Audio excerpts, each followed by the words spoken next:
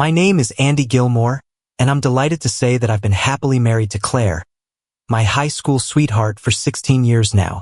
We have our teenage daughter, April, who is 14 years old. I'm a solid guy. I'm 6 feet tall and around 200 pounds. I'm an electrician, so that muscle comes with the territory. While I wasn't the best in the classroom, I've always been a whiz at practical tasks. After finishing high school, I jumped into training as an electrician. After 4 years of dedication and hard work, I passed the test to become a journeyman electrician. By the time I hit 24, I'd already gotten my master's license. I'm a smart guy, but I've always preferred learning by doing. I was set on starting my own business, but my wife, Claire, was more interested in the stability of my job at Alpha Electrical Contractors, especially since we had a young daughter and she stayed home. I really enjoyed my job and the lifestyle it offered. We were able to pay off our house and cars, and we were enjoying the fruits of our labor. We took exciting vacations and never stressed over bills. I thought we were happy. My best friend since 3rd grade, Tom, had become a wildly successful businessman after earning a degree from Stanford and an MBA. He's got money, but he's single and often joins us for dinner, chatting about how envious he is of my family. He reminds me that while money can buy many things, it can't buy love. I always agreed with him. I loved Claire, and April was my world. We were close, and I even taught her a bit about electrical work, though I hoped for more for her future. But in August, my world collapsed. This is your story channel. If you haven't subscribed yet, please join us to stay updated with more real stories happening around you. But in August, my world collapsed. When I got home from work, I saw Tom's car in the driveway, which wasn't unusual since he often came over for dinner. Usually, when I arrived, my daughter April would be there to greet me at the door, but this time she wasn't there. I asked Claire where April was, and she said she was at her friend Danielle's house. Both Claire and Tom had these strange expressions, like they were trying to hide something. When Claire said, "We need to talk," I knew something was up. I had just finished a hot outdoor job and really needed to take a shower, so I asked if I could take a moment to clean up. As I washed, I started to wonder what was going on. Could Claire be pregnant? We hadn't talked about having more kids, but it had been a few weeks since we'd been intimate, so the timing seemed possible. That could explain her concern, though I would have embraced the idea of another child. But then I thought, what about Tom? Maybe she shared the news with him to see how I would react. I started to worry that someone might be sick. I had no family left. My father had died in a car crash when I was 11, and my mother passed away 10 years later. Their divorce, caused by my mother's infidelity and my father's inability to cope with it, shaped much of my childhood, but I'm grateful for the lessons I've learned. I was wondering if the issue could be with Claire's parents or her sister, Liz. I even thought maybe it was Claire or Tom, but I figured I would have known sooner if that were the case. With nothing else to go on, I went downstairs to face whatever this was. When I joined them in the living room, I noticed that Claire and Tom were sitting together on the couch, while I sat alone on the love seat. Claire started by saying how much she appreciated me, but it quickly turned into a confession. She and Tom had fallen in love, and she wanted a divorce. It felt like a cinder block had hit my chest, but I was open to the possibilities. I was speechless, struggling to comprehend what she was saying. Claire continued, hoping we could handle things smoothly for April's sake, keeping her life as undisturbed as possible. When I finally found my voice, I asked if she had slept with him. She gave me a wry smile, and her answer was a knife in my back. Of course I have, Andy. I was still trying to process everything. We had been together for over 20 years, more than half our lives. I had always believed we were happy, and I was confident that we could work through any issues we had. But now, I was left with so many questions, wondering what had happened. It was Tom's kind gesture to interrupt that finally helped me find my voice again. "Andy, look!" he exclaimed. "No," I shouted, surprised at my own enthusiasm. "You're never to speak to me again, you backstabbing son of a witch."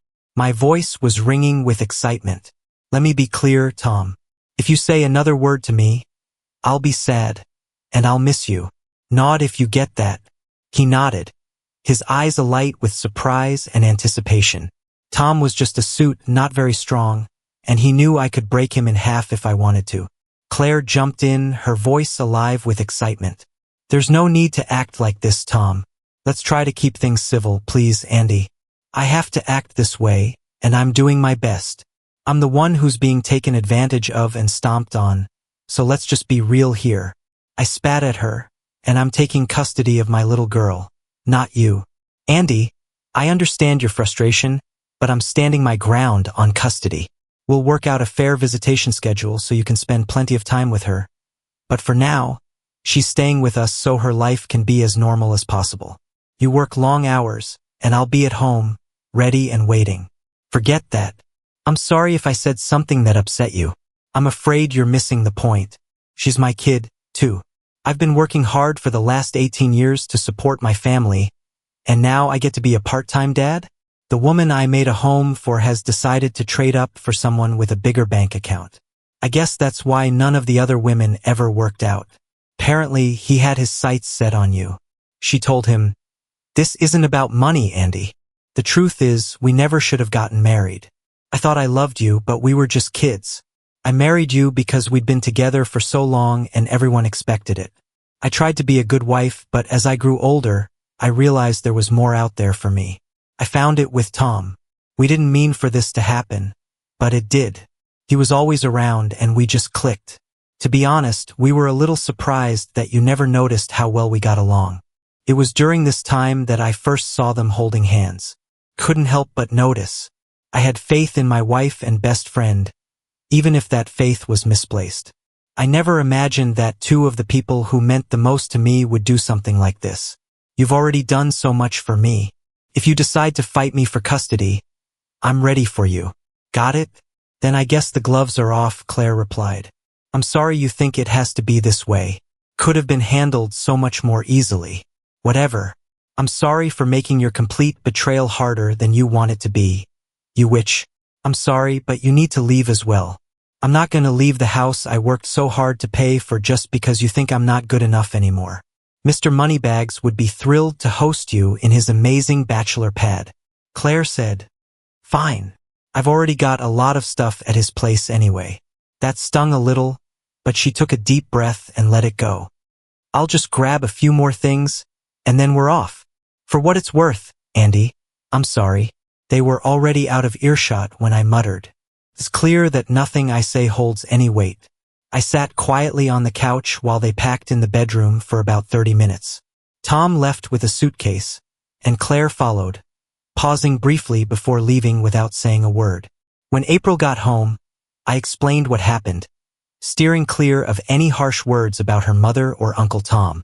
I had complete faith in my bond with April, and I was positive she would choose to stay with me. At 14, she had a say in custody decisions, and I trusted her love for me. I hired a lawyer, ready to fight for our family, but he warned me that the laws weren't in our favor. A Lamwin seemed like a good option, but then Claire and Tom got married, and the child support depended on where April chose to live. I was pretty sure that I wouldn't have to pay.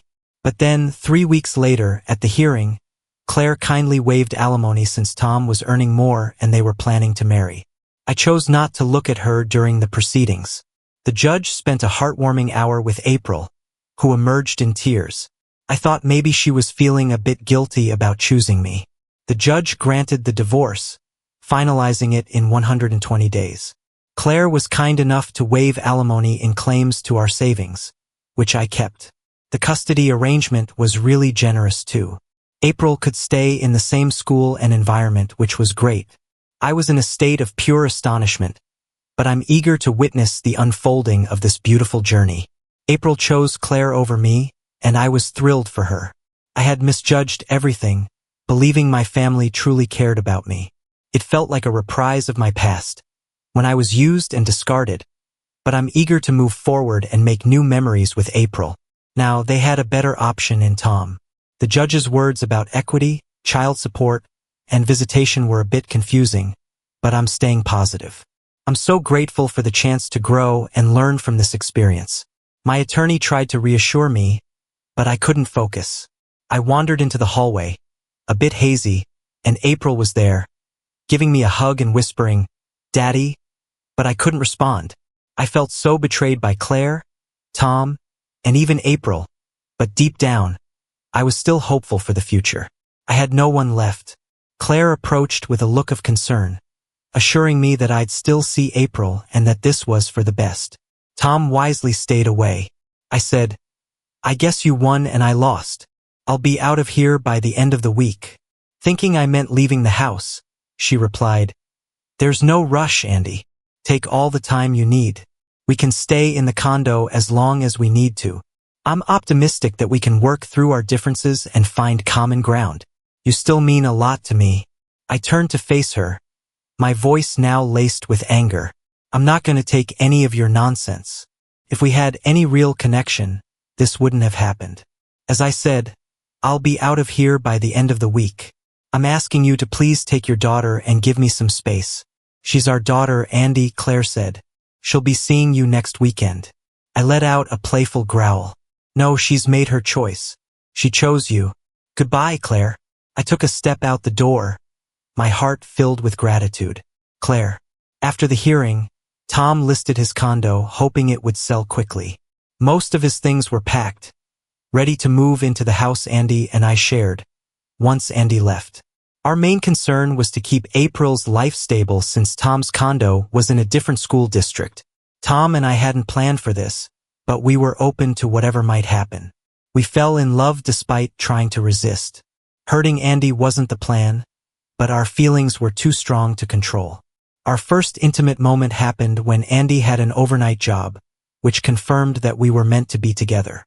In the weeks that followed, we met twice more before finally telling Andy.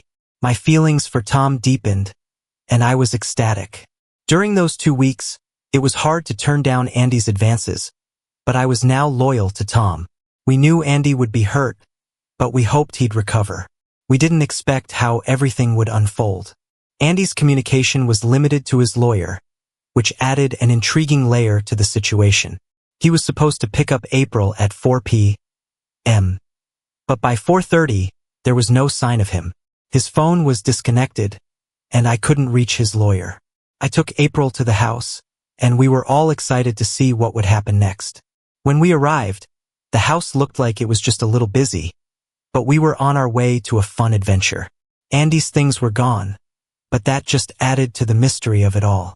But April's room was untouched, as if she had just left for a little while. On the counter, I found a cashier's check covering Andy's child support until April's graduation. A knock on the door caught me off guard, and I hoped it was Andy, but it was Mrs. Perrine, our neighbor. She told me that Andy hadn't been around for days. She said he'd emptied the house onto the lawn, and a Salvation Army truck had picked everything up, probably the day after our divorce hearing. When I asked if he had left any forwarding information, she asked April to step outside. I braced myself for the worst, but then I felt a sense of hope. Mrs. Perrine shared the message Andy had left for me. He said, "If you asked where he was, to tell you he'd see you in hell." Tears streamed down my face as the reality hit me. Andy was truly gone. He had already taken care of paying his child support, given away everything he couldn't take with him, disconnected his phone, and left without saying a word. I had thought he was just leaving the house, not disappearing from our lives entirely. When he said April was your daughter, I thought maybe he was just upset. After Mrs. Perrine left, April came back inside and saw my tears. I felt like I had no choice but to tell her the truth. Andy had left. She got really upset, blaming me for pushing him away by being unfaithful and breaking up our family. She started crying, and I gave her a big hug, saying sorry, even though I knew it wouldn't bring her back. We sat on the floor, crying together for what felt like hours but was only about 10 minutes. We drove back to Tom's condo in silence, and it was a beautiful moment of connection. April went back to her room, where she continued to express her emotions through tears. Tom asked what had happened, and I explained everything. I told him about Andy's generous donation, how he disconnected his phone, and even left the child support check. He even told our neighbor that he would see us in hell. I confessed my fear that Andy might do something drastic, but Tom was just as excited as I was. I leaned into Tom, and we shared a moment of pure astonishment at the incredible events that had just unfolded. Tom said, "I never would have thought he'd react like that. He's always been the one who could handle the crisis." I remember one time when we were messing around and breaking beer bottles outside that school, and the cops showed up. We all scattered, but there was no way we'd all get away. But Tom, he was different. He put himself in harm's way, making sure the rest of us could escape. When we asked him about it the next day, he said there was no other way out of it. They needed to catch someone, and he was the one to do it. Once they had their man, he figured they'd stop looking for anyone else. He said he was the most logical choice, since he was the one with the record. He gave himself up for us. It made perfect sense to him. I knew he'd be hurt by this, but I was sure he'd understand that it made sense, and we'd somehow move on. For now, we're just waiting and seeing. Andy's profession as an electrician is incredibly advantageous. It's been a huge help in finding work wherever we've gone, and it's allowed me to keep a low profile. I canceled all my credit cards, paid cash for everything, and moved 3 states away before they realized the house was empty. I found a local contractor who was kind enough to pay me in cash, even though I didn't deserve it. I didn't mind because I didn't need much money and just wanted to keep busy. The contractor asked if I was on the run, and I told him I was just trying to stay out of sight.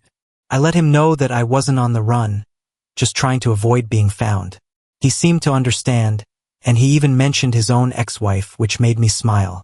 I slept in my car using a nearby truck stop to shower and shave. I could have stayed in a room, but I preferred to stay under the radar.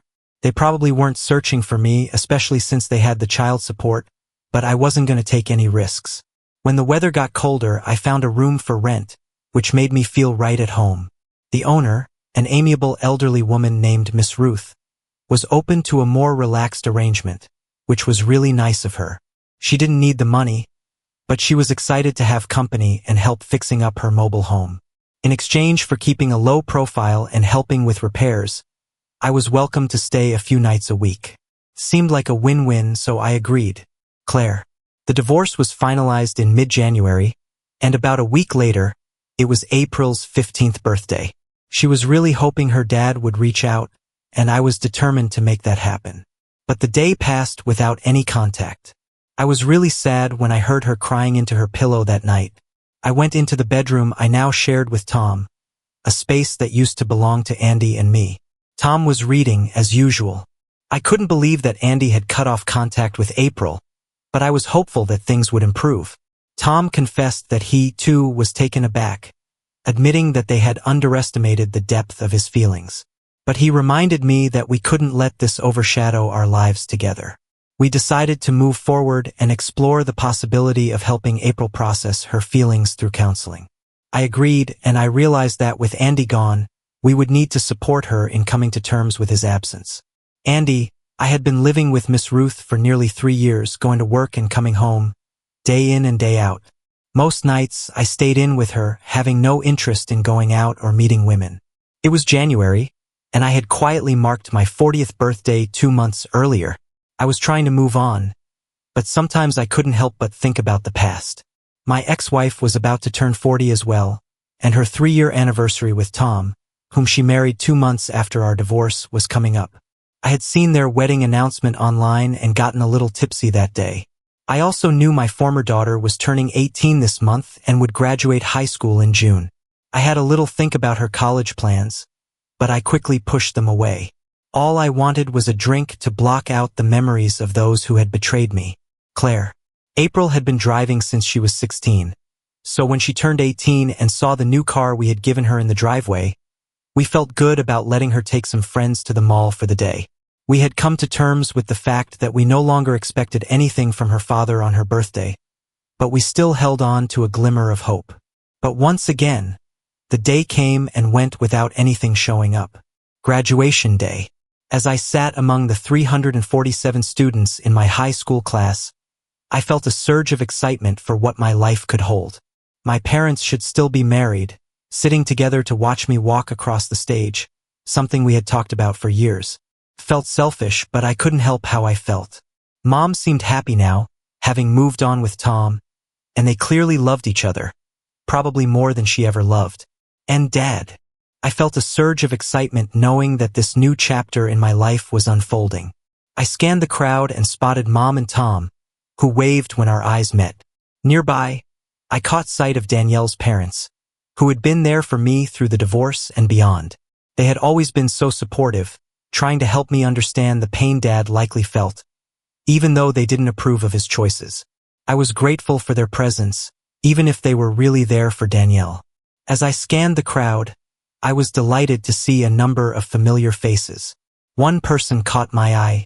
Near the back, a man with long hair and glasses caught my eye. I jumped up to get a better look, but just like that he was gone. Perhaps it was just my imagination. Claire. The next 4 years went by in the blink of an eye. Each one was filled with the joy of new experiences. Despite our efforts, including visits to fertility specialists, Tom and I couldn't conceive a child. I really wanted to give Tom a child, but it just wasn't in the cards for us. But despite that, our relationship was filled with so much joy. Even as we reflected on some of the consequences of our decisions, we were grateful for the time we had together. Meanwhile, April was on the brink of graduation from UC Berkeley, ready to embark on a fulfilling teaching career. She had started dating a wonderful young man named Benjamin, and they seemed to be a great match. As often happened during significant moments in April's life, I found myself thinking about Andy.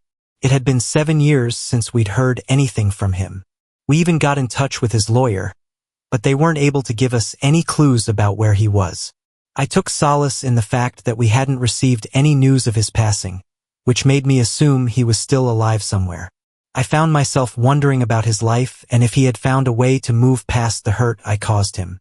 Andy, still living off the grid, I rented a room at a boarding house, paying cash without a lease, thanks to Miss Ruth's reference. At 44, I was in great shape. Miss Ruth had fallen ill, her family had moved her to a care facility, and her mobile home had been sold. I continued working for the same company, still paid in cash with occasional raises. While I wasn't exactly content, I had found a sense of inner peace. That changed when I walked into Denny's for lunch. I hadn't been there in a few weeks. I had become close with Gail, a vibrant woman in her early 60s. When I arrived, she directed me to a cozy booth instead of the counter. My server was a new face, a mid-30-something guy, tall, slim, blonde, and easy on the eyes. His name tag read Sheila. As we chatted throughout my meal, I could tell we shared a special connection. When her shift ended, Sheila wished me a good day, which was something she hadn't done with other customers. I took this as a sign and asked her out on a date. She smiled and agreed. After she left, I asked Gail for details. Sheila, 35, had an 8-year-old daughter named Megan. Her husband had left her for her best friend, and she'd moved here for a fresh start. Gail had set things in motion, thinking we'd be a great match. I arrived at Denny's a little early with flowers, feeling a bit nervous but also excited. Sheila appeared right on time, looking stunning in a white floral dress and pink heels. We complimented each other, and the connection was undeniable. Walking to Maggie's Steakhouse arm in arm felt as natural as could be. Seated at a cozy booth, Sheila shared that she had just started at Denny's and was thrilled about the schedule, which allowed her to be there for her 8-year-old daughter, Megan. When she asked if I had kids, I said no, distancing myself from April.